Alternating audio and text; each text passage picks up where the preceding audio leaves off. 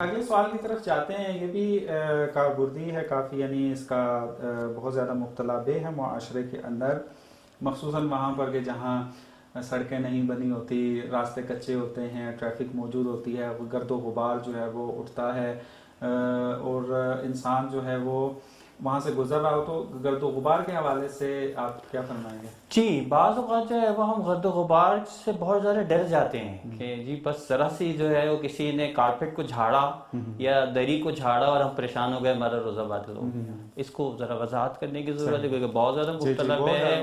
اور خصوصاً ہمارے ملک میں تو گاڑی جو ہے اگر روڈ نہیں بلکہ خاک سے گزرتی ہے. روڈیں تو ٹوٹی ہوئی ہوتی ہیں، تو خاک جو ہے وہ اڑ کے آتی ہے، تو صورتحال جو ہے وہ ڈفرینٹ ہیں.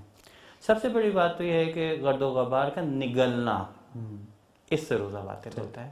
ٹھیک ہو گیا؟ جب یہ مفہوم کلیئر ہو گیا تو اب اگر گرد و غبار اڑی، وہ ناک میں چلی گئی، منہ میں چلی گئی معمولی مقدار میں، تو ظاہر بات ہے اب نگلنے کی مقدار میں نہیں ہے. جب نگلنے کی مقدار میں نہیں تو روزہ آپ کا محفوظ ہے، کوئی پرابلم نہیں ہے.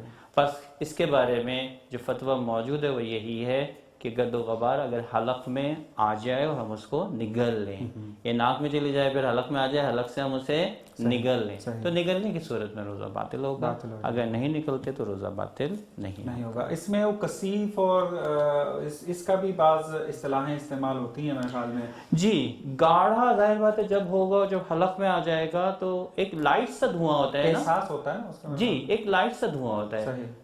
یہ لائٹ سی جو ہے وہ کیا کہتے ہیں غبار ہوتی ہے، اس سے روزہ باطل نہیں ہوتا، کیونکہ اس پہ کھانا پینا سیٹ نہیں کرے گا.